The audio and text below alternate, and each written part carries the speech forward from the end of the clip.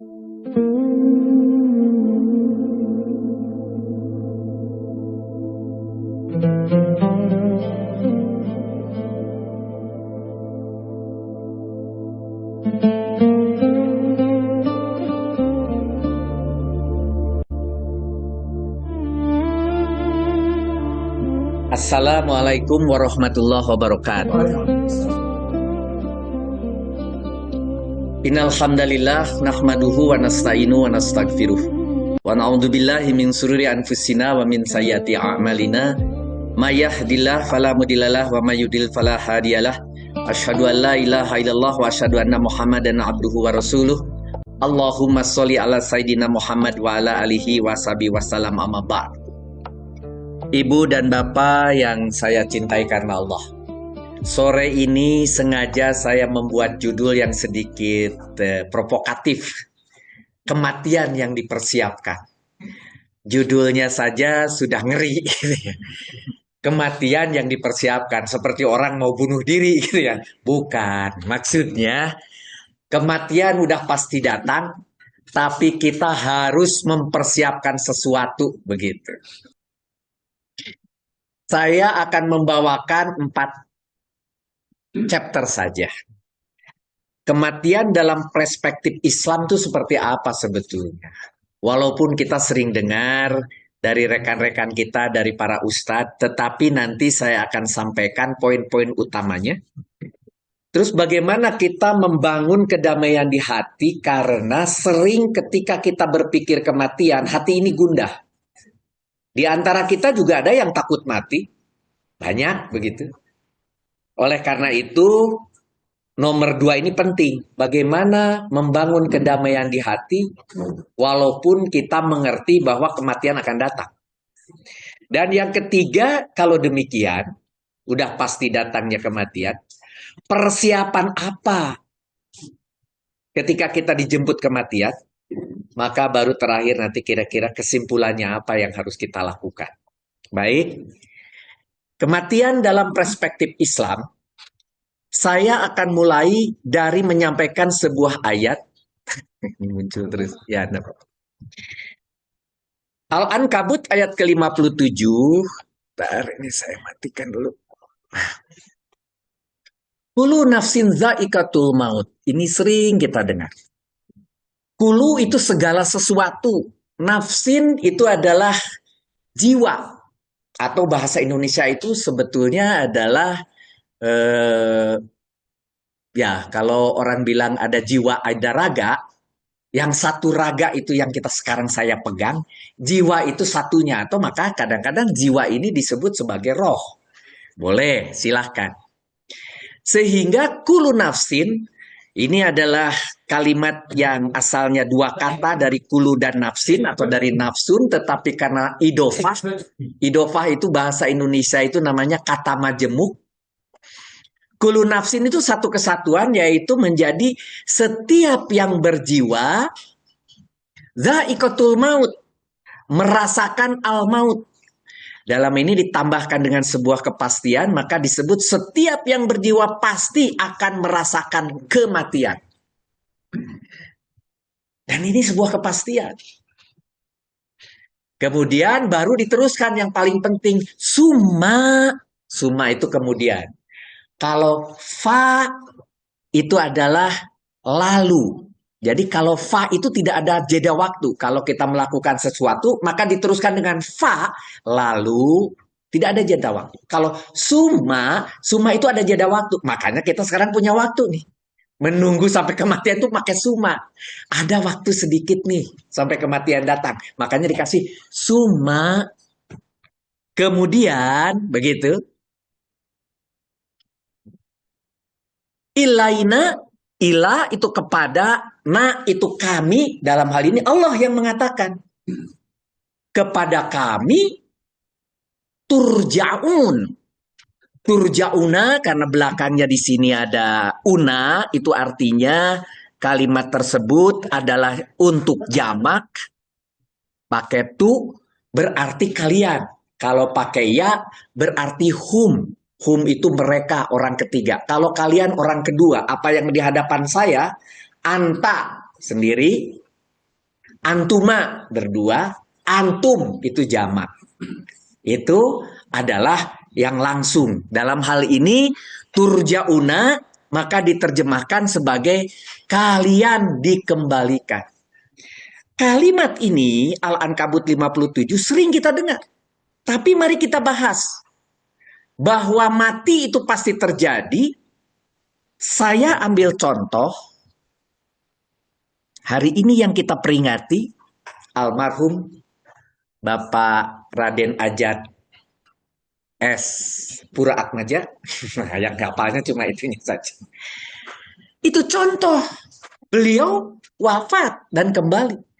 Dan mungkin di antara saudara-saudara sekalian ada yang kakaknya, bahkan adiknya lebih mendahului, bahkan mungkin anaknya yang sudah mendahului.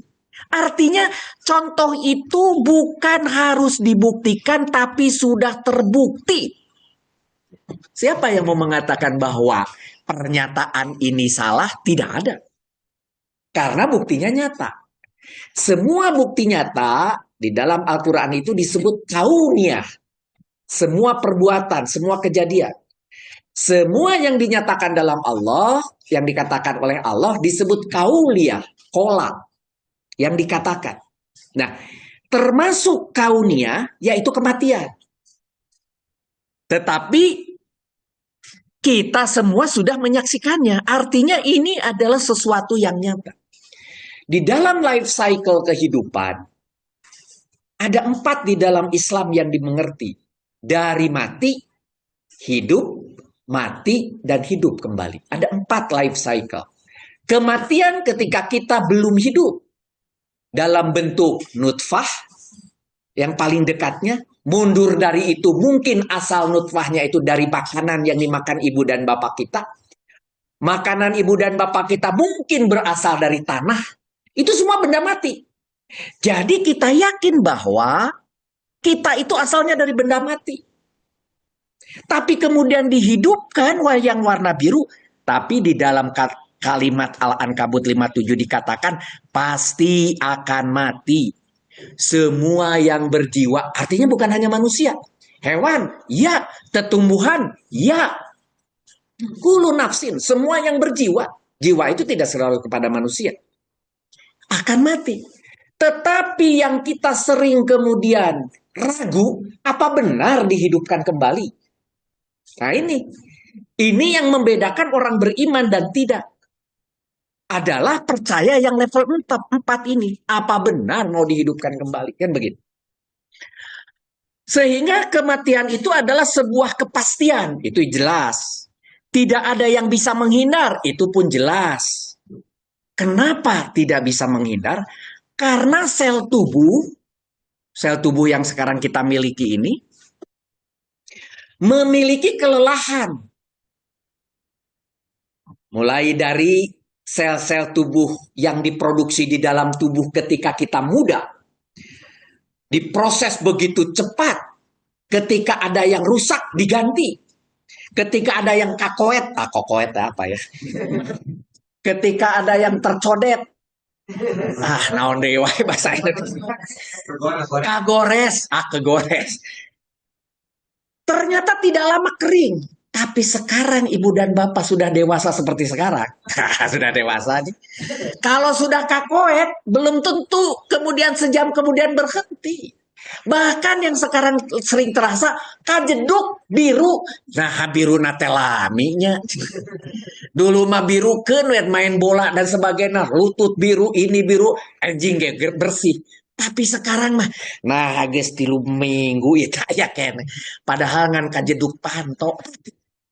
Jadi sel tubuh untuk mengganti itu sudah telat.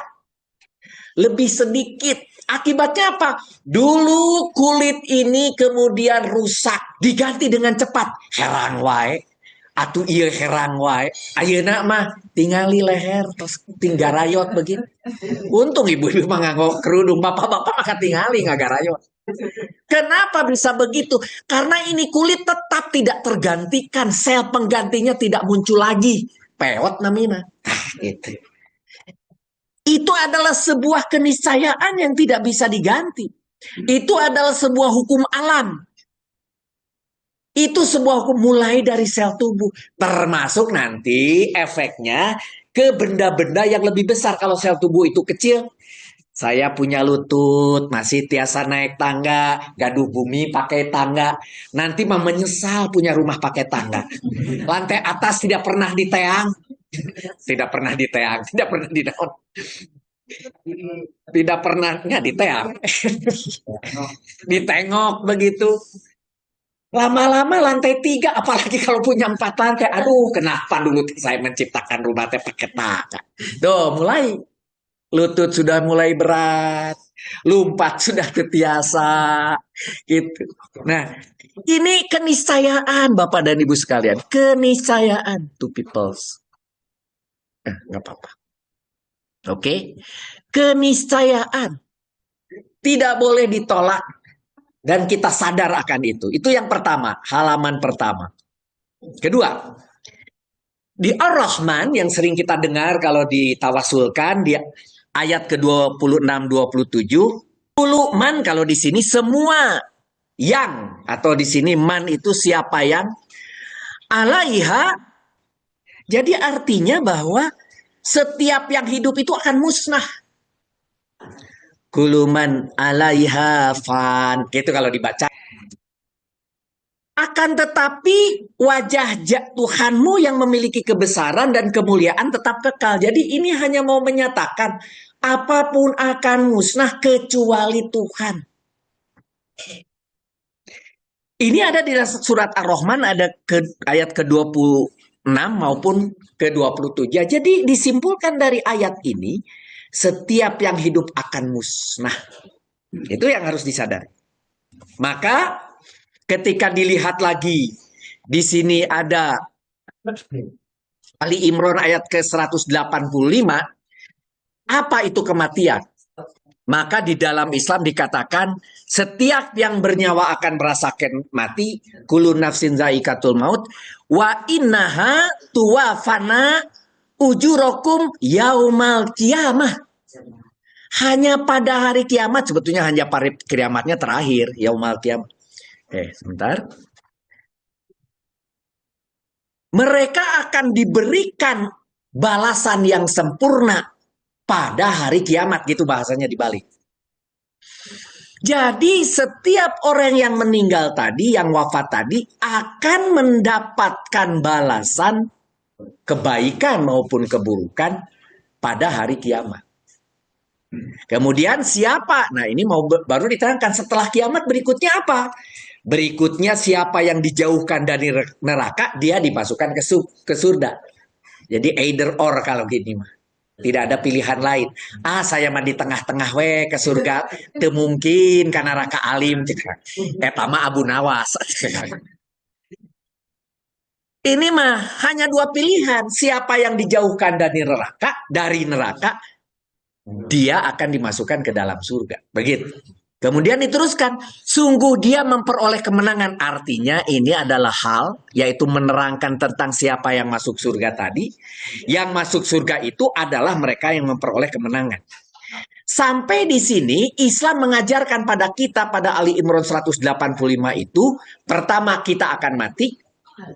Kedua, kita akan menunggu di alam barzah sampai kiamat datang. Ketiga, kita akan kemudian dihisab. Dan kemudian setelah dihisab akan dimasukkan ke surga atau ke neraka. Dan yang ke surga itu akan disebut sebagai yang memperoleh kemenangan. Baru ada kalimat penutup atau di situ sebagai closing statementnya, kehidupan dunia hanyalah kesenangan yang memperdaya. Ini poin yang terakhir ini, kehidupan dunia. Saya ulangi. Kehidupan dunia hanyalah kesenangan yang memperdaya, hanya ada di dalam Islam. Yang memberi keterangan bahwa dunia itu kesenangan yang memperdaya. Hanya ada di dalam Islam. Mengapa demikian? Kita lihat agama Kristen memiliki pandangan bahwa kematian dipandang sebagai awal kehidupan yang kekal. Sama dengan kita, sama. Mereka yang beriman kepada Tuhan akan mendapatkan kehidupan di surga. Sama. Sedangkan yang menolak akan menerima hukuman, yaitu neraka tentunya kalau kita. Sama. Cuma sampai di situ. Tetapi tidak pernah dikatakan, diberi peringatan, hati-hati kamu di dunia hanya kesenangan yang memperdaya. Hanya Islam yang memberi jalan. Ini yang disebut sirotol mustaqim itu di dunia. Bukan kalau lagi kecil mah nanti saudara-saudara akan menemui sebuah jembatan yang tipisnya seperti rambut di belah 7. Saudara akan berjalan di atasnya, jatuh masuk ke neraka, lolos masuk ke surga. Atau pada latihan akrobat. Saya mah supaya nanti di akhirat bisa lolos latihan akrobat. Bukan begitu. Ini adalah berlaku untuk dunia. Di dunia itu hanya kesenangan memperdaya. Please hati-hati. Ketika di dunianya tergelincir, di akhiratnya hanya tinggal dihisab. Bahwa gambaran melalui rambut di belah 7 itu hanya ilustrasi. Kenyataannya di dunia itu terjadi. Dilakukan, nanti tinggal dihisab. Bahkan hisabnya pun di dunia sudah dilakukan, real time. Nanti saya akan jelaskan di belakang. Ini yang dimiliki Islam. Walaupun pandangan Kristen tidak ada salahnya, tapi pandangan Kristen hanya sebagian dari yang Islam sampaikan. Yang kedua, pandangan Hindu dan Buddha bagaimana? Nah, ini yang berbedanya. Kematian adalah bagian dari siklus reinkarnasi. Pernah dengar ini? Jangan sampai orang Islam kemudian mendiskusikan tentang reinkarnasi. Jangan. Tidak ada di dalam Islam. Ini adanya di Hindu dan Buddha. Yang disebut samsara, reinkarnasi. Apa itu? Roh seseorang akan terlahir kembali sesuai dengan karma yang dibuatnya di kehidupan sebelum. Setiap roh yang meninggal itu akan dikembalikan ke dunia untuk mengalami seperti apa yang dia lakukan di dunia sebelum. Jadi kalau dia berlaku seperti anjing, mohon maaf, maka dilahirkan kembali seperti anjing. Kalau dia seperti babi, kelakuannya seperti babi dan seterusnya. Sampai kapan? Sampai tujuan akhirnya dicapai, yaitu moksa. Hindu mengatakan moksa, nirwana itu Buddha, yaitu kebebasan dari siklus kelahiran kembali. Jadi mereka itu beranggapan bahwa lahir kembali, reinkarnasi, lahir kembali, nanti terakhir baru dia dilanggengkan. Maka untuk dilanggengkan mereka berdoa, mereka ketika mati itu dibakar, mereka dengan harapan tidak kembali ke dunia supaya dia bisa moksa begitu. Kalau kita mah tidak. Kita mah langsung saja setiap yang berjiwa akan mati dan kemudian akan mendapat balasan, kemudian akan masuk surga ketika yang tidak masuk neraka begitu. Dan telah diingatkan bahwa kehidupan di sini hanyalah kesenangan yang memperdaya. Itu yang diingatkan. Dan ini adalah peringatan agar kita sekarang menjalani rambut di belah 7 tadi di dunia. Emang tidak begitu? Atau emang begitu? Mari kita lihat. Emang gampang hidup di dunia ini. Antara kebebasan, keinginan untuk bebas, dan keinginan untuk kembali kepada ilahi Robi, itu tipis sekali. Bahkan ketika kita berbuat baik saja, ketika kita berbuat baik melakukan kebaikan, tipis antara ria dan memang itu diterima. Nah, itu aja udah tipis. Memang semuanya tipis. Kelihatan orang itu alim. Belum tentu. Ketika hati dengan niatnya tidak pas, bisa saja dia kealim-aliman, tanda kutip. Agar dilihat tetangga, gitu ya. Agar kelihatan sama orang, apalagi saya RT, apalagi saya RW, masa tidak ke masjid. Jadi berpikir. Jadi kalau gitu dapat pahalanya, ya pahala sebagai orang yang pergi ke masjid karena RT. Tapi bukan karena Allah dan sebagainya. Begitulah Islam. Jadi kehidupan dunia itu hanya kesenangan yang memperdaya. Yang ketiga, kematian sebagai transformasi menuju kehidupan abadi. Mengapa demikian? Tahap yang pertama, ada alam ruh. Alam ruh yang ada dalam diri kita hari ini sebetulnya sudah ada sejak dahulu kala sebelum kita lahir sama sekali. Ruh berada di sisi Allah, kemudian nanti dikirim kepada jasad yang ada, dan kemudian kita mengalami kehidupan, yaitu fase yang kedua, fase kehidupan, yaitu fase apa kehidupan itu? Fase ujian manusia diberi kesempatan untuk beribadah. Sekarang kita ada di sini di nomor 2. Tetapi kemudian tidak akan lama lagi kita akan dimasuk di sini di alam barzah menunggu hari kiamat. Nah, ini fase yang kedua. Sebetulnya ini kan fase kedua, fase ke-1-nya tadi kematian, kemudian masuk ke sini, kemudian kehidupannya, kedua adalah kehidupan yang sekarang kita alami, dan yang ketiga ini adalah nanti akan kita alami dalam bentuk kematian, ada di alam barzah, dan kemudian menunggu sampai kiamat. Setelah kiamat itu kemudian akan dibangkitkan dan kita masuk ke fase keempat life cycle kita, yaitu di alam akhirat, tinggal di surga atau di neraka. Gitu. Di dalam Al-Ankabut ayat ke-64, kehidupan dunia ini tidak lain hanyalah senda gurau dan permainan. Wa ma hadhil hayatud dunya ila lahu wala ibun. Jadi kehidupan dunia ini tidak lain hanyalah senda gurau dan permainan. Itu mengingatkan kalimat yang tadi. Wa inna sesungguhnya, inna itu sesungguhnya, mohon maaf kalau ada ibu yang namanya Ina. Itu artinya ibu sesungguhnya. Ibu anak juga sama sesungguhnya gitu ya. Ibu Ina gitu ya. Wa Ina sesungguhnya darul akhirah, sesungguhnya negeri akhirat, lahiyal hayat. Itulah kehidupan yang sebenarnya. Lau kanu ya'lamun, seandainya mereka ya'lamun mengetahui. Begitu. Tetapi ini artinya kalau diingatkan seperti, artinya bahasa orang mah bilang, kalian teteh ngerti-ngerti gitu. Bahwa kehidupan di dunia ini hanya senda gurau. Sesungguhnya akhirat adalah kehidupan yang sebenarnya.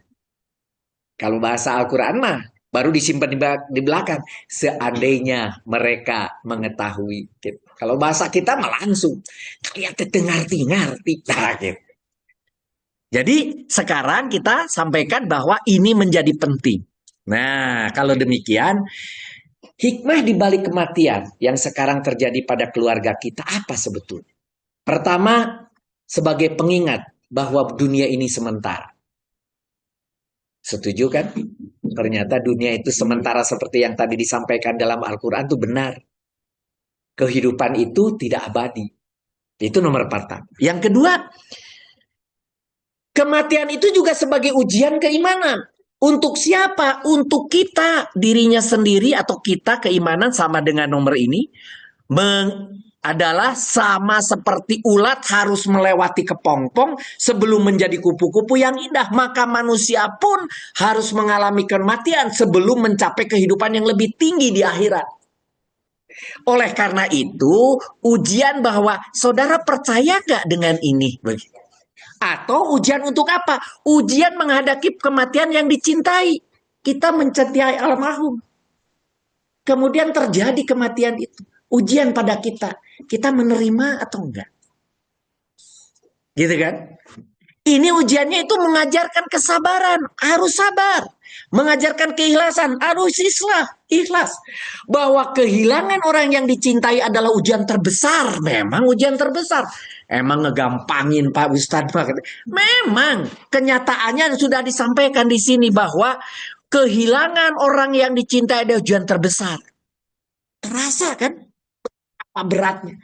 Dalam hidup ini yang terbesar atau yang terberat ujian adalah ditinggalkan oleh orang yang dicintai. Bisa kebayang nggak ketika saya punya anak, aduh manis-manisnya. Tiba-tiba pergi duluan. Langsung pasti bilang, secara tidak ngesal, kenapa dia dulu, kenapa bukan saya dulu. Nggak boleh itu seperti itu. Nggak boleh. Harus ikhlas, harus sabar. Kesabaran dan keikhlasan dalam menghadapi kematian akan mendatangkan pahala besar. Nah, oleh karena itu, ikhlas saja.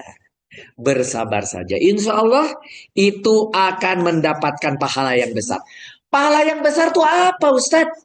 Pahala itu bukan berarti adalah angka yang tertulis di Bank BRI, di Bank BNI, di Bank Mandiri. Bukan.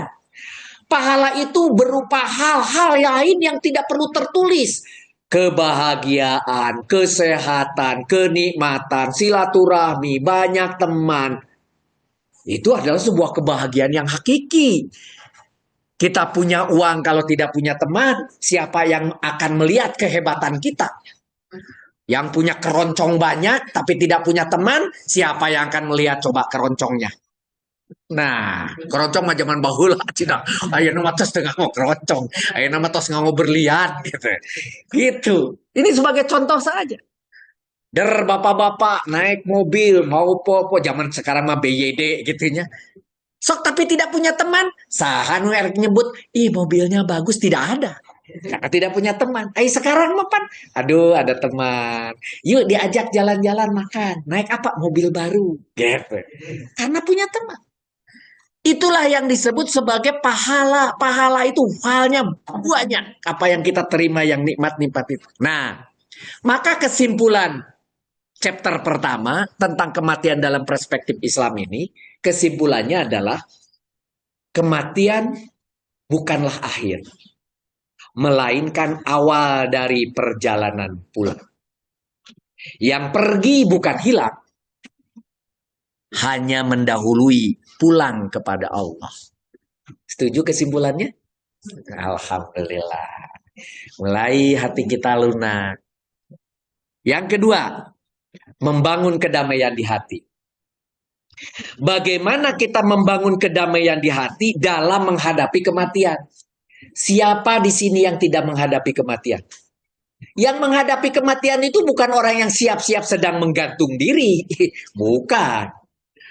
Bukan orang yang siap-siap ngajleng dari jembatan. Bukan. Itu kita semua sekarang sedang menghadapi kematian. Tetapi bisakah kita berdamai di dalam hati? Kematian akan datang.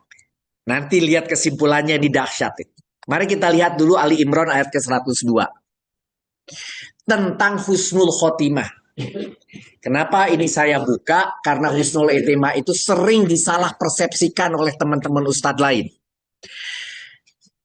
Ya ayuhaladina amanu, ya ayuha wahai aladina orang-orang amanu, mereka yang beriman. Ittaqullaha haqqa tuqatih, bertakwalah kepada Allah dengan sebenar-benar takwa kepadanya.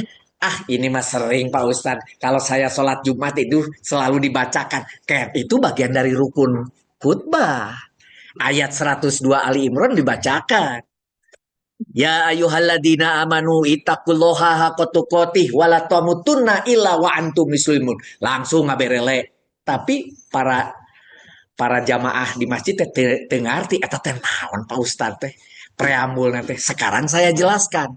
Wahai orang-orang yang beriman, bertakwalah kepada Allah dengan sebenar-benar takwa kepadanya, wala tamutunna ila, dan janganlah kamu mati kecuali ila wa antum muslimun, kalian dalam keadaan muslim. Jadi bukan kemudian kita mati harus muslim, bukan. Mati udah pasti berarti kita siapkan diri harus muslim. Karena matinya sudah pasti terjadi. Jadi kalau gitu kapan menyiapkan kita harus jadi muslim? Bukan nanti, bukan besok, bukan lusa karena kita tidak tahu mati mau kapan. Dari detik ini karena detik nanti belum tentu kita masih hidup. Jadi kalau gitu ini perintah yang menyatakan bahwa siap-siaplah dalam keadaan muslim setiap saat, gitulah bahasanya. Setiap saat karena kematian akan datang setiap saat, gitu bahasa. Kalau mau digendrekan ini ayat mah. Jadi hidup itu adalah perjalanan. Saya ingin menjelaskan husnul khotimah. Hidup itu adalah perjalanan. Setiap langkahnya menentukan akhir. Kalau saya jalan ke arah utara, terus ke utara, ujung-ujungnya kemana? Ke utara. Kalau saya berjalan ke selatan, ke selatan, ke selatan, ujungnya di mana? Jadi kalau saya mau ke barat, jalan saya harus kemana? Nah, jadi perjalanan itu harus diarahkan. Kalau kita mau ke surga, hari ini jalannya harus menuju. Nah, gitu. Bukan besok. Ah, nanti welah sholatnya. Jangan sekarang. Karena tujuan saya ke surga dari sekarang tujuannya ke surga, ke surga, ke surga. Itu namanya perjalanan setiap langkahnya menuju akhir. Dan Allah menghisap hambanya real time. Maksudnya real time itu adalah setiap saat online. Di sini ada CCTV? Ada? Nggak ada. Kalaupun ada, ibu sedang di Jakarta, bisa lihatkah di CCTV di ruangan ini? Bisa. Saya sekarang menggunakan alat. Orang di Amerika tadi bisa lihat saya berbicara? Bisa. Manusia sudah bisa menciptakan CCTV. Berarti Allah bisa menciptakan lebih hebat dari itu. Jadi Allah bisa melihat semuanya sekarang setiap saat real time. Percayakah itu? Percaya. Maka mau nyumput di mana? Allah real time tahu. Oke. Ibu dan bapak apalagi yang muda sudah kenal sekarang mah Excel. Ada balance, pendapatan, pengeluaran, pemasukan, pengeluaran. Saldo. Kan gitu? Jadi setiap saat ketika orang itu melakukan kegiatan, masukkan pengeluaran. Setiap ada kegiatan, masukkan pendapatan. Tapi sudah tahu saldonya. Ya kan? Besok lusa tambah lagi pendapatan, tahu saldo. Terus begitu. Proses manusia juga sama. Lakukan kebaikan, saldonya positif. Lakukan kemaksiatan, saldonya berkurang. Tambah lagi kemaksiatan, berkurang. Sampai lama-lama negatif. Jadi kalau gitu tahu dong saldonya setiap hari? Tahu. Kalau manusia dengan Excel bisa melakukan itu plus dengan CCTV, maka manusia bisa menghitung orang ini sudah bisa masuk neraka nih. Nah, karena saldonya udah negatif. Apalagi Allah. Percayakah itu? Jadi sebetulnya Allah sudah tahu detik ini saya ini ahli surga atau ahli neraka, Allah sudah tahu. Tidak perlu menunggu hari hisab nanti, kiamat. Itu mah nanti resminya.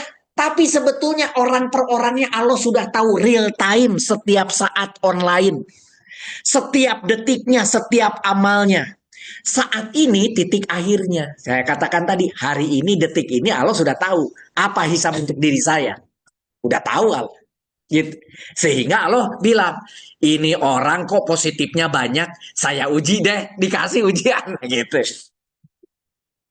Ini orang negatifnya sudah banyak, coba saya kasih itrizat. Dikasih lagi kekayaan makin banyak, cingsok. Balik kan? Enggak juga. Nah, Allah sudah tahu itu. Kumulatifnya sudah bisa ditentukan. Kita ini husnul khotimah atau su'ul khotimah. Sudah tahu Allah detik ini. Ketika posisi saya sekarang su'ul, tapi besok lusa saya kemudian bertobat, berbuat baik, bertobat, berbuat baik, insya Allah akan berubah jadi husnul khotimah. Maka berdoalah semoga kita nanti pada saatnya husnul khotimah. Walaupun hari ini kita tidak pernah tahu apakah kita sudah klasifikasinya husnul atau su'ul. Belum tahu kita. Tapi kita harus berprasangka bahwa kalaupun saya su'ul, saya harus perbaiki diri. Untung-untung kalau sekarang sudah husnul khotimah. Kalaupun belum, insya Allah saya ingin perbaiki sisa hidup saya supaya akhirnya, nah khotimahnya husnul, khotimahnya baik. Kan gitu. Untuk siapa doa itu? Untuk yang hidup. Kalau sudah meninggal kita doakan semoga Bapak husnul khotimah. Ya doa mah harapan manusia. Tapi sudah dihitung sama Allah, sudah selesai kata Allah. Hanya nanti 3 tambahannya kalaupun ada. Yaitu ilmu yang bermanfaat. Amal jariah yang kemudian nyampe terus. Dan kemudian anak yang mendoakan. Selain daripada itu sudah ditutup kata Allah. Nah, husnul khotimah itu bukan akibat dari satu titik akhir. Dan kita teh burahol. Aduh, burahol teh bahasa Indonesia apa ya? Terjemahkanlah Pak, burahol itu. Tukang Ya pokoknya burawa lah gitu, susah bahasa Indonesianya ya. Bandel lah, yang bener, yang keterlaluan gitu. Tapi kemudian berharap husnul khotimah. Derwe menghafal la ilaha illallah, kata Pak Ustadz, kalau membaca la ilaha illallah akan kemudian masuk ke surga begitu. Geus we eta hungkul. Apakah yang lain sekian puluh tahun lalu amal kita kemudian akan hilang begitu saja hanya ditutupi dengan mengatakan la ilaha illallah? Kalau dilihat dari proses ini, tidak. Jadi bukan husnul khotimah oleh satu titik akhir, tetapi pada saat titik akhir, ingat saldo kita apa. Nah itu bedanya. Pada saat akhir, saldonya apa? Positif atau negatif? Itu disebut husnul khotimah. Ketika positif. Bukan yang lain kemudian dihapus, tergantung titik akhirnya sedang apa. Makanya jadi aneh. Kalau ada kemudian orang yang meninggal saat sujud, kita pikir itu husnul khotimah. Wallahu a'lam. Kebetulan aja jam takdirnya dia sedang sujud untuk meninggal. Kalau ada orang meninggal hari Jumat, maka otomatis akan masuk surga. Berarti 1/7 manusia di dunia. Kenapa 1/7? Hari kan cuma 7. Ada yang meninggal kalau nggak Senin, Selasa, Rabu, Kamis, Jumat itu 1/7. Berarti 1/7 manusia akan masuk surga begitu. Hati-hati. Menerjemahkan letterlek informasi baik itu berupa hadis sekalipun harus hati-hati. Logis atau tidak begitu. Nah, jadi bukan titik akhir yang disebut husnul khotimah, tapi pada saat akhir seperti apa saldo kita. Positif atau negatif tergantung dari kumulatif amal yang dilakukan dalam perjalanan hidupnya yang sudah dicatat secara real time oleh Allah Subhanahu wa Ta'ala. Jadi sekarang saudara harus hati-hati, coba hisap sendirilah ke belakang. Apa sih yang pantas membuat kita masuk surga? Kemudian pikir-pikir lagi, apa yang memberatkan diri kita sebelum-sebelum ini? Timbang-timbang sendirilah. Sebelum Allah sendiri yang sebenarnya Allah sudah menghisap. Coba Allah tidak bocorkan pada kita. Tapi minimal sekarang hisaplah diri sendiri. Perkirakan, hisap itu perkirakan atau hitung kalau bahasa kita. Oke. Jadi interpretasi hadis yang disalah persepsikan sampai saat ini mengenai husnul khotimah, saya ambil dari Bukhari nomor 6607. Di sini perkataannya begini. Rasulullah Shallallahu Alaihi Wasallam bersabda, sesungguhnya amal itu tergantung pada akhirnya. Bahasanya sih sebenar. Tapi diterjemahkan oleh kita-kita titik akhir, bukan pada akhirnya. Itu yang tadi positif negatif positif negatif. Pada akhirnya dia saldonya positif. Itu pada akhirnya dia saldonya negatif gitu. Pada akhir. Abu Daud 3116. Barang siapa yang akhir perkataannya sebelum meninggal adalah la ilaha illallah, maka dia akan masuk surga. Benar-benar pernyataan ini masuk surga. Tapi ingat, apakah dengan masuk surga kita tidak masuk neraka? Sementara saya punya kemaksiatan sebelumnya seabrek, tetap masuk neraka. Bahwa akibat saya membaca la ilaha illallah akan dibayar dengan masuk surga. Ya, tapi bukan selamanya.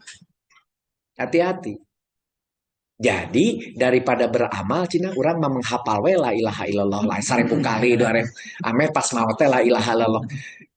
Ari anak yatim diantep, ari tetangga kekurangan beras tidak dilihat, ada orang kesusahan tidak dibantu, ada orang punya hutang tidak kita selesaikan masalahnya, padahal itu sosial-sosial yang mendapatkan tempat lebih tinggi daripada sebulan iktikaf di masjid. Apa itu? Di hadisnya dikatakan, ketika kita membantu orang lain menyelesaikan kesusahannya, membayar hutangnya, bahkan mengantar menyelesaikan masalah, lebih aku sukai dibanding 1 bulan iktikaf di masjid tuh. Jadi kesalehan sosial itu adalah paling Allah sukai ternyata daripada ibadah mahdoh. Sementara ini hanya mengucap la ilaha illallah bisa seolah-olah menggantikan semua kemaksiatan saya. Hati-hati, ini disalah persepsikan. Tidak salah hadisnya, yang salah mempersepsikannya. Siapa? Kita ini. Hadis Ahmad mengatakan, barang siapa yang meninggal dalam keadaan berpuasa, maka ia akan masuk surga. Sama dengan ini. Iya, akibat puasanya mendapatkan pahala surga. Benar. Tapi bukan berarti kemaksiatannya kemudian jadi hilang. Arik itu mah berarti 1/12 akibat orang sedang puasa di bulan Ramadan akan jadi masuk surga. Tadi 1/7 tuh akibat meninggalnya Jumat. Kan jadi tidak logis. Kemudian hadis Muslim, barang siapa meninggal di atas sesuatu amal, maka ia akan dibangkitkan di atasnya. Maksudnya ketika tadi dia saat sholat meninggal berarti nanti dibangkitkan seperti orang sedang sholat. Tidak. Maksudnya ini dalam kehidupan. Barang siapa meninggal di atas sesuatu amal selama ini apa saja, maka akan dibangkitkan sesuai dengan amalnya. Lebih luas pandangannya. Di dalam Ahmad, Tarmizi, dan Nasai, kematian seorang mumin itu dengan keringatnya. Ini lebih parah diterjemahkan. Harusnya dengan keringatnya itu artinya dengan usahanya, dengan amalnya, dengan perbuatan baiknya. Maksudnya diterjemahkan letterlek seperti tulisannya. Maka kalau ada yang meninggal, coba tinggali. Kenapa? Berkeringat enggak? Alhamdulillah berkeringat. Itu nyata, Bu. Bukan main-main. Yang percaya dengan letterlek kata-kata di dalam Quran maupun hadis sering salah menginterpretasikan. Masa akibat dia berkeringat kemudian jadi semuanya selesai begitu? Dalam hadis Ahmad, tidaklah seorang muslim meninggal dunia pada hari Jumat yang tadi itu atau malam Jumat kecuali Allah akan menjaganya dari fitnah kubur. Dan kemudian juga ini semua saya simpulkan seolah-olah hanya dengan satu ciri di antara yang tadi atau kegiatan tersebut yang tadi menjadi husnul khotimah tanpa menghisap perjalanan hidupnya. Ini tidak masuk akal. Ini yang disebut disalah persepsikan. Lihat husnul khotimah dalam Islam tadi. Wahai jiwa yang tenang. Ini di dalam Al-Fajr ayat 27 sampai 30. Ya ayat Tuhan nafsul mutmainah. Irji'i ila rabbiki rodiyatal mardiyah. Fadhuli fi ibadi wadhuli jannati. Wahai jiwa yang tenang. Mutmainah. Kalau ada ibu namanya mutmainah itu orang yang tenang. Tapi marah-marah terus atau tidak sesuai dengan namanya.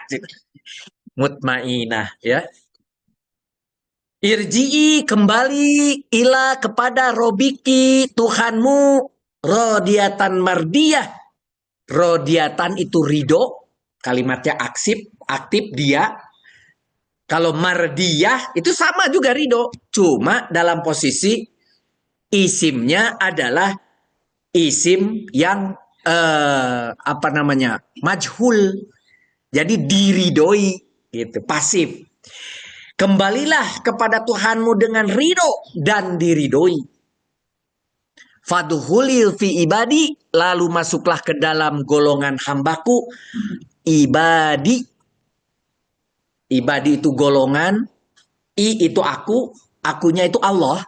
Jadi Allah tadi mengatakan kami. Kok di sini aku? Allah sering memanggil sesuatu untuk dirinya aku. Kalau yang dia lakukan direct apa yang dia lakukan. Tapi kalau kami adalah sesuatu yang dibantu makhluk lain. Contohnya kami gitu ya. Menciptakan kalian. Karena apa? Karena ada ibu kita. Sebagai wasilah. Yang menciptakan Allah. Cuma wasilahnya lewat ibu kita. Maka Allah mengatasnamakan dirinya kami. Tapi kalau kalau aku berarti dia tanpa pembatas yang melakukan. Jadi kadang-kadang di Al-Quran, saudara akan lihat Allah mengatasnamakan dirinya aku, kadang-kadang kami. Begitu. Oke, saya teruskan. Hambaku, ini ibadi, wadhulil jannah, dan masuklah ke dalam surgaku. Kalau sudah kemudian jiwa kita ini tenang,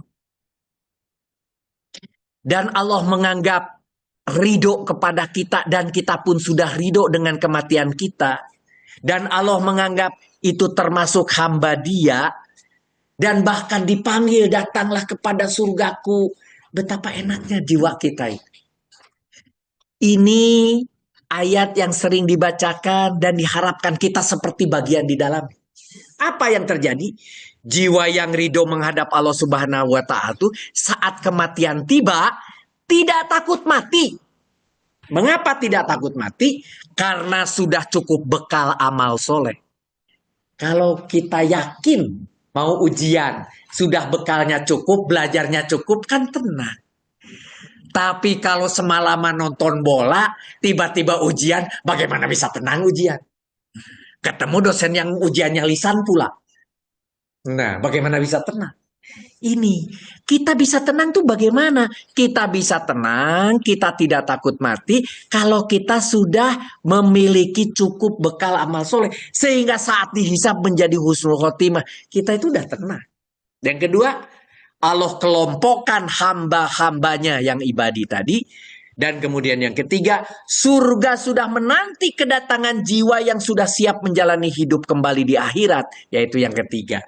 Dari kalimat Al-Fajr ayat ke-27 dan 30 itu mengisyaratkan kepada kita bahwa husnul khotimah bukan datang tiba-tiba. Ia adalah hasil dari hidup yang dijaga, penuh dengan kehati-hatian, amalnya dirawat, dan hati yang selalu rindu kepadanya, kepada Allah. Kalau itu dilakukan, maka husnul khotimah menjadi bagian daripada kita, dan kita termasuk orang yang dipanggil masuk ke surga dan dianggap sebagai golongan-golonganku. Nah, untuk melakukan itu pelaksananya bagaimana? Buka di Al-Baqarah ayat 177. Untuk apa? Menuju husnul khotimah itu harus takwa. Takwa itu tersebar di dalam Al-Quran banyak, sepotong takwa banyak. Tapi kalau Bapak dan Ibu membuka Al-Baqarah 177 komplit. Apa isinya yang 177 komplit itu? Orang yang bertakwa itu, begitu isinya di 177, yaitu beriman dan melakukan kebajikan. Di antaranya, ingat, bertakwa itu adalah orang yang beriman dan melakukan kebajikan. Beriman kepada Allah itu adalah pengakuan. Hanya pengakuan. Mengaku apa? Mengaku akan terjadi hari akhir. Kemudian beriman kepada apa? Kepada malaikat-malaikat, kepada kitab-kitab, kepada nabi-nabi. Keimanan itu hanya sebuah pengakuan. Kemudian ditunjukkan dengan fisik kita untuk beribadah. Apa? Melaksanakan sholat, menunaikan zakat, menepati janji apabila berjanji, sabar dalam kemelaratan, dalam penderitaan pada masa peperangan. Ini melakukan kewajiban ibadah. 2 poin ini untuk diri kita. 1 pengakuan, 1 gerakan pelaksanaan. Apa efeknya ke orang lain? Tidak ada.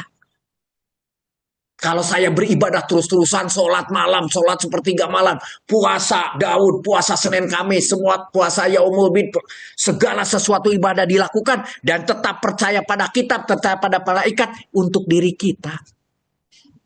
Tapi di dalam Al-Baqarah dikatakan yang disebut bertakwa harus melakukan kebajikan. Apa itu melakukan kebajikan? Kebajikan adalah memberikan harta yang dicintainya kepada kerabat. Ini kata-katanya persis saya ambil dari Al-Baqarah 177. Kepada kerabat. Sampai di sini aja kita bertanya. Apakah kita pernah tanya ke adik kita, "Dik, punya masalah apa sekarang? Kamu bolak-balik ke bank." Nah, pernah begitu? Tanya, jangan-jangan dia sedang berurusan dengan bank agak sulit. Selesaikan. Nah, kalau kita punya anak. Nah, kok kamu susah sekali saya telepon. Ada apa? Inilah. Nah, kalau sudah cak-cak, coba selesaikan. Kerabat tuh didahulukan. Kakak, adik, anak, itu kerabat semua. Apalagi laki-laki. Apabila bapaknya sudah meninggal, maka adik perempuannya kewajiban bagi bapak-bapak yang laki-laki. Hati-hati. Harus ditanya itu. adik perempuan itu. Hey, sister, punya masalah apa? Bisa saya bantu? Tanya walaupun dia sudah punya suami. Karena belum tentu dia berani meminta bantuan kepada kita. Kita yang harus aktif. Kerabat. Kepada anak yatim, itu sudah ramai dibicarakan. Kepada orang miskin, jelas. Dan sering kepada orang miskin hanya di bulan Ramadan. Akibatnya apa? Ketika bulan Syawal yang miskin itu, kemana yang ibu-ibu kemarin memberi makan bulan puasa ya? Ini bulan Syawal nih. Kemana kata anak yatim yang kemarin membawa baju baru ya? Ini bulan Syawal ini. Kemana ya yang kemarin membawa bingkisan? Ini bulan Syawal. Jadi dilakukan hanya bulan Ramadan saja. Kepada musafir, kepada orang dalam perjalanan, kepada peminta-minta untuk memerdekakan hamba saya. Zaman sekarang memerdekakan saya tuh tadi orang yang sedang bermasalah biasanya dengan bank. Kalau sekarang usumnya dengan apa? Ojol apa? Hah? Pinjol. Mohon maaf. Aduh, pinjol beda ya. Oke. Beda ternyata ya. Oke, baik. Jadi artinya apa? Kebajikan itu sesuatu, kalau saya ulangi, beribadah dan beriman itu hanya pengakuan dan untuk urusan diri sendiri. Tapi kebajikan baru terasa oleh orang lain. Saya ulangi. Kebajikan kalau terasa oleh orang lain. Selama orang lain tidak merasakan kehadiran kita, maka kita tidak pernah melakukan kebajikan. Selama orang lain tidak pernah merasakan uluran tangan kita, baik mulut kita, baik tenaga kita, baik pikiran kita, maka berarti kita tidak pernah melakukan kebajikan. Sekarang ukur kebajikan apa yang telah diberikan kepada siapa? Kerabat, anak yatim, orang miskin. Kalau sekarang mah ditulis lebih detail lagi, tetangga sebelah, tetangga satu RT, tetangga satu RW. Pernahkah kita memeriksa berapa banyak pantasnya di sini yang menerima zakat ya? Pernahkah kita berpikir berapa banyak kalau saya lagi punya uang ingin mengeluarkan zakat ke siapa? Nggak usah jauh-jauh, der ke Papua, der ke Palestina. Tetangga dulu didahulukan. Kalau punya uang mah, tanya tetangga siapa yang mana. Jadi balik lagi nih, kebajikan adalah akan terasa oleh pihak lain. Jadi Al-Baqarah 177 ini cukup untuk menjawab takwa agar kita husnul khotimah. Lakukan apa yang di dalam Al-Baqarah 177, insya Allah husnul khotimah. Tuh kan. Nanti ada tambahan sedikit, tambahannya 3 poin. Dengan perkataan yang baik dan dengan ilmu yang memberikan manfaat kepada orang lain, 1. Kalau kita sudah meninggal, dengan amal soleh yang akan mengalir sampai akhirat, dan dengan anak soleh atau dengan yang mendidik anak menjadi soleh sehingga dia mendoakan kita. Itu tambahan, itu bonus. Tetapi utamanya di sini. Dan utama di antara utama adalah ini. Yang sering sekarang kita didorong-dorong oleh para ustadz. Ini aja ibu, ini amalkan. Ibu bacanya 1000 kali, ini bacanya 3000 kali. Lakukan sepertiga malam, coba lihat WA group. Udah jam 3 itu. Mari kita sholat sepertiga malam. Artinya dia ngabsen. Aku sholat sepertiga malam. Ria itu. Hati-hati.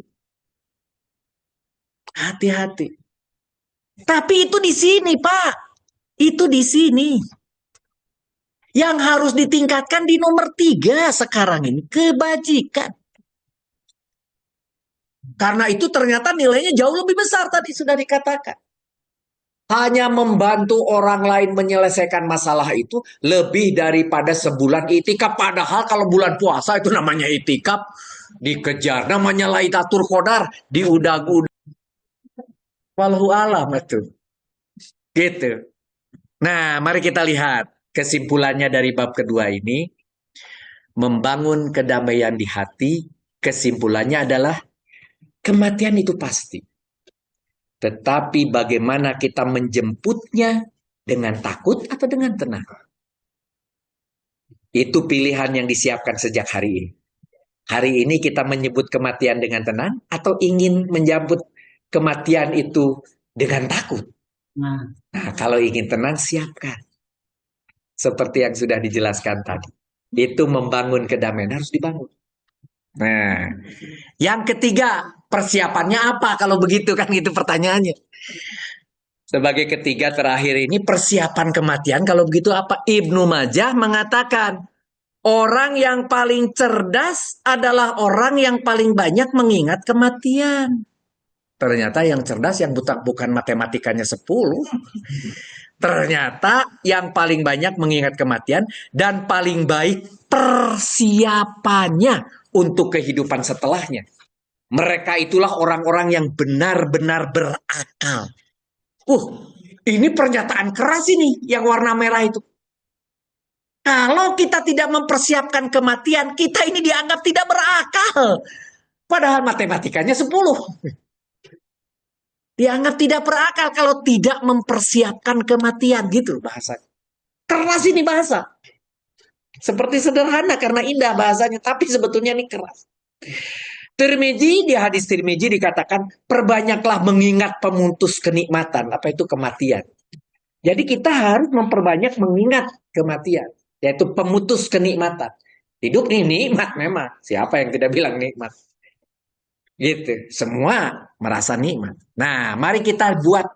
Saya punya 7 refleksi kesempatan terakhir. Ini adalah kesempatan terakhir. Dari hari ini sampai kita mati itu kesempatannya cuma segitu. Ada yang segini, ada yang segitu, mungkin ada yang segini, begitu ya. Kesempatan terakhir itu di dalam bahasanya apa? Hadis Hakim mengatakan, hakikat kesempatan terakhir itu memanfaatkan 5 perkara sebelum datang 5 perkara. Ini dilakukan sama Bimbo. Masa mudamu sebelum masa tuamu. Artinya sebelum tua, kalau walaupun muda, lakukan kebaikan dan kebajikan tadi. Masa sehatmu sebelum masa sakitmu, mumpung masih sehat, bantu orang sakit. Masa kayamu sebelum masa miskinmu, mumpung kaya, bantu orang miskin. Masa luangmu sebelum masa sibukmu, mumpung ada sedikit waktu, bantu orang lain, sehingga nanti sebelum kesibukan itu datang, dan hidupmu sebelum matimu, mumpung masih hidup, gitu. Bolehkah orang muslim itu kaya? Boleh, tapi bantulah orang miskin. Bolehkah orang muslim itu pinter? Boleh, bantulah orang yang kurang pintar. Bolehkah muslim itu kuat? Boleh, bantulah orang yang lemah. Jadi semua itu boleh, tetapi dengan tujuan tadi, kebajikan kepada yang lain. Itu nomor 1. Yang kedua, kesempatan terakhir untuk bertobat. Kesempatan terakhir. Orang yang bertobat dari dosa seperti orang yang tidak memiliki dosa. Ibnu Majah mengatakan seperti itu. Jadi kalau begitu, jangan berhenti-berhenti bertobat. Bertobat itu 2 poin. Meminta ampun, tapi tidak mengerjakan. Nah ini yang jelas, yang susah. Meminta ampunnya mah gampang. Tapi tidak mengerjakan tuh yang susah. Makanya jadinya bukan tobat, tapi tomat. Kabut. Udah dia bertobat, besoknya melakukan lagi. Itu bukan tobat.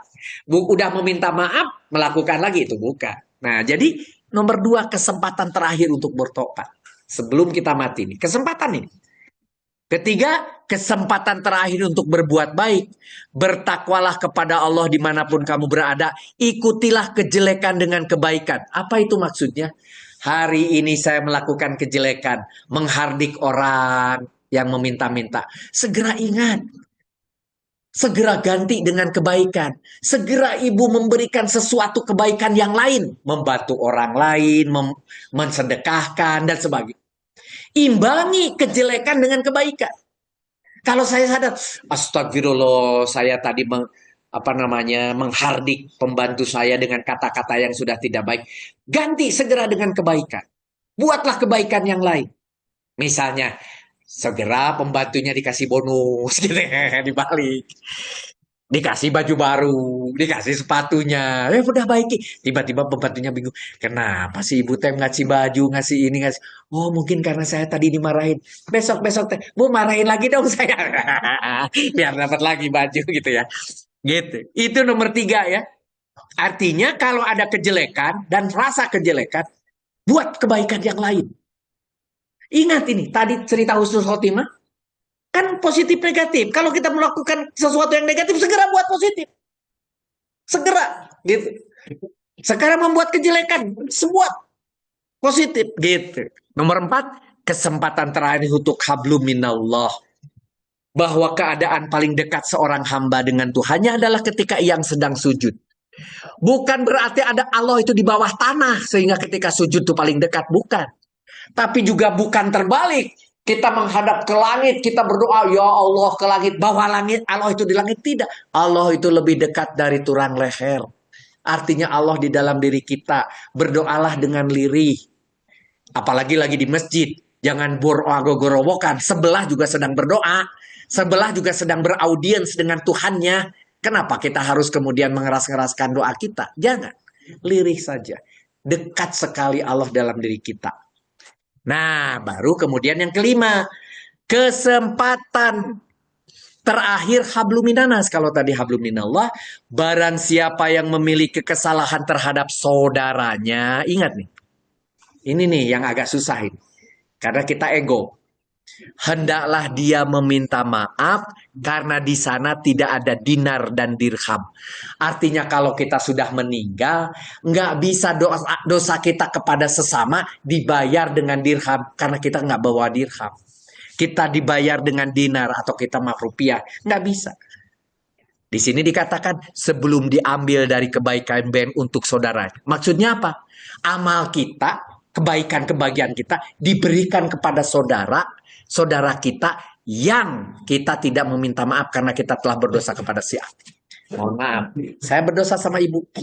Saya tidak meminta maaf. Nanti di akhirat amal saya akan diberikan ke ibu. Tapi diteruskan. Jika tidak memiliki kebaikan, saya sudah habis nih kebaikannya. Maka diambil dari keburukan saudaranya dan diberikan kepadanya. Keburukan ibu dikasih ke saya. Takutkah kita? Takut. Maka kalau gitu, segeralah meminta maaf kepada manusia. Habluminanas ini penting. Kalau kita punya dosa pada orang, jangan dibiarkan. Minta maaf. Tapi kalau suami istri, minta maaf. Iya. Tapi jangan dijelaskan terlalu detil. Malah jadi bahan cekcokan nanti. Mohon maaf, istriku, kenapa tadi papa ketemu seseorang bekas mantan? Riweuh tuh. Gitu. Udah, minta maaf aja. Kenapa papa maafin aja lah papa tadi melakukan maksiat, kesalahan dan ya. Udah gitu aja cukup. Udah. Terus si ibu jangan nanya nelisik lagi. Pantesan bajunya rada sengit. Itu mah sudah dunia ketiga aja. Jangan. Udah, pokoknya minta maaf, maafkan saja. Gitu. Nomor 6, kesempatan terakhir meninggalkan warisan. Emangnya kalau kita meninggalkan warisan itu banyak, kita akan masuk surga? Ada hadisnya, ada di Al-Qur'annya? Tidak ada. Hei manusia yang warisnya banyak, kalian dimasukkan ke dalam surga tanpa dihisap. Nggak ada. Ketika kita meninggal, harta kita itu milik Allah. Dan Allah mengembalikannya dengan ilmu faraid dari Al-Quran kepada keluarganya, kepada kerabatnya. Bukan orang yang meninggal yang memberikan harta kepada kerabat. Bukan. Allah. Tidak ada hak orang yang meninggalnya. Jadi kalau gitu, nggak usah warisan besar. Memang tidak perlu. Loh, kenapa di sini kesempatan terakhir meninggal warisan? Apabila seseorang meninggal dunia, maka terputuslah amalnya kecuali 3 perkara. Sedekah jariah, ilmu yang bermanfaat, dan anak soleh yang mendoakannya. Inilah warisan yang masih akan terus berjalan kepada orang yang meninggal. Jadi oleh karena itu, kalau saya punya harta, tabungkan ke sedekah jariah. Tabungkan menjadi ilmu.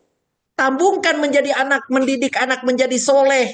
Itu tabungan itu. Ketika kita meninggal, kita akan mendapat kembaliannya. Tapi kalau dijadikan rumah, Apalagi rumahnya terlalu besar, ketika meninggal anaknya 7, mau dibagi 7 dicacah susah, dijual nggak ada yang beli, jadi keributan. Yang satu harganya murah karena dia punya masalah, ingin cepat dapat uang waris. Yang satunya karena dia kaya raya, ingin harganya mahal, ribut itu keluarga.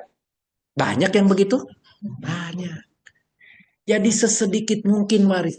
Paruh dimakan tadi boleh kayak boleh. Tapi ketika kita lihat anak kita sedang berusaha, bidang apa nak kamu usaha? Bidang anu, oh kelihatannya kamu perlu modal motor. Saya belikan motor deh. Kamu sekarang pindah kemana? Pindah ke Makassar. Jadi apa? Oh jadi ini. Oh begitu. Di sana udah punya rumah? Tidak. Ya sudah rumah yang ini satu jual aja nak. Belikan kamu di sana. Tidak perlu menunggu saya mati. Coba kalau ditumpuk-tumpuk harta, anaknya nunggu. Kapan Bapak mati? Kapan Bapak mati? Semoga Bapak cepat mati, supaya saya dapat waris. Mau nggak kita didoain gitu sama anak-anak? Nggak ada. Jadi oleh karena itu, segera manfaatkan kepada anak-anak kita pakai cara. Tetapi tujuannya tadi membantu. Gitu. Oke. Kesempatan terakhir, nomor terakhir, persiapan kematian. Kenapa? Karena Ibnu Majah mengatakan, persiapkanlah dirimu untuk kematian sebelum kematian itu datang kepadamu. 7 kesempatan refleksi kematian yang saya sampaikan hari ini, dan saya tutup dengan surat Ar-Ra'd ayat ke-28 untuk menemukan ketenangan dalam hidup seperti apa. Alladzina amanu, yaitu orang-orang yang beriman dan hati mereka menjadi tentram dengan mengingat Allah. Dzikrullah, ini penting. Ingatlah bahwa hanya dengan mengingat kepada Allah, dzikrullah, hati akan tentram. Kalau ini tidak bisa dijelaskan dengan fisik. Kalau saudara sedang punya masalah, pasti saudara mengatakan, ya Allah, ya Allah, ya Allah, kan gitu. Jadi tenang. Itu astagfirullah, astagfirullah, segala dibacaan, subhanallah, walhamdulillah, segala we. Tuh, zikrullah, berzikir. Zikir itu belum berdoa. Orang itu tahapannya berzikir dulu. Astagfirullah, subhanallah, walhamdulillah, wala ilaha illallah, wallahu akbar. Itu zikir klasifikasi. Baru setelah itu berdoa. Robbana zolamna, itu baru berdoa. Gitu ya. Jadi zikir, kemudian berdoa. Nah, Al-Baqarah ayat ke-155, cara menemukan ketenangan dalam ujian dan cobaan. Kalau itu dalam hidup tadi, umum. Kalau sekarang ketika ada ujian, kami pasti akan mengujimu dengan sedikit ketakutan, minal khaufi, dan kelaparan. Kemudian, wa naksi minal amwal, kekurangan amwal, harta jamak itu, kekurangan harta, wal anfusi, jiwa, kekurangan jiwa. Sekarang sudah susah jalan, sekarang napas sudah terengah-engah, itu ujian dari Allah. Kekurangan harta, sekarang uang cuma dapat uang pensiun, dulu mah ada uang amplop, ada uang lanang, wah banyak dulu. Sekarang mah hanya uang pensiun, ya. Kelaparan, bisa saja sekarang mah sedang musim di mana kekurangan, kesulitan membeli sesuatu dan sebagainya. Dan sedikit ketakutan, sekarang mah apa-apa takut, nyetir sudah takut, ini sudah takut. Dan buah-buahan. Ini untuk ilustrasi saja bahwa apapun akan Allah ujikan kepada diri kita, sampaikanlah wahai Nabi, kabar gembira, basir. Gitu ya. Wabasiri sobirin, kepada orang-orang yang sabar. Artinya dari semua ketakutan itu, tidak masalah, akan jadi kegembiraan kalau kita bersabar. Gitu dibalik bahasa. Kalau kita bersabar atas segala ujian, maka kita itu akan menjadi orang yang sabar. Dan itu akan menjadi kegembiraan kesabarannya. Dan jangan khawatir. Jangan sampai kita kemudian merasa iri kepada orang lain. Iri itu maksudnya begini. Kenapa kok saya yang diuji seperti ini ya Allah? Ngelihat orang lain mah seperti bahagia. Jangan. Setiap kepala, setiap keluarga, setiap manusia sudah Allah ciptakan, siapkan air matanya masing-masing. Percayalah bahwa bukan hanya kita yang bersedih. Orang lain pun juga punya masalah, punya ujian, cuma orang lain tidak menampakkan. Jangan saudara menampakkan kesedihan itu pada orang lain. Setiap manusia, setiap jiwa, setiap keluarga sudah disiapkan air matanya masing-masing. Nah, itu ya. Baik. Maka kesimpulan dari bab terakhir ini adalah persiapan kematian ini, orang yang siap mati adalah mereka yang telah hidup penuh makna. Jadi kuncinya apa? Di dunia ini harus banyak orang yang merasakan kehadiran kita. Di dunia ini kita harus banyak melakukan kebajikan. Karena mereka tahu yang abadi bukanlah usia. Tidak ada yang abadi. Termasuk usia. Tetapi bekal untuk akhirat itu yang abadi. Baik, maka kesimpulannya menutup usia dengan husnul khotimah bukanlah sebuah kebetulan. Melainkan cerminan dari ketakwaan seseorang. Karena timbangan ini terjadi setiap saat. Sejak hari ini, sejak saat ini. Maka kesimpulannya ada dua. Kematian dan husnul khotimah. Kematian pada akhirnya kematian bukanlah akhir dari segalanya. Melainkan sebuah gerbang menuju kehidupan yang lebih kekal dan abadi. Kematian bukan sesuatu yang harus ditakuti. Melainkan disambut dengan penuh kesadaran, keimanan, dan ketenangan. Setiap tarikan napas yang masih kita miliki hari ini adalah kesempatan untuk memperbaiki diri, memperbanyak amal kebaikan, mempersiapkan amal terbaik untuk hari di mana kita harus menghadapnya. Tentang husnul khotimah. Husnul khotimah bukanlah keberuntungan yang datang begitu saja. Melainkan hasil dari perjalanan panjang yang dipenuhi dengan keikhlasan, ketakwaan, dan usaha tanpa lelah untuk tetap berada di jalan yang diridhoi Allah. Kita mungkin tidak tahu kapan ajal akan menjemput, namun kita selalu punya pilihan untuk menjalani hidup dengan sebaik-baiknya. Seolah setiap hari adalah hari terakhir kita di dunia. Demikian. Wabillahi taufiq wal hidayah. Assalamualaikum warahmatullahi wabarakatuh. Itu aja yang bisa disampaikan, enggak? Oh ya. Okay. Alhamdulillahirrahmanirrahim. Atur nuhun Pak Ustad pas parantos ngadugikeun kawijian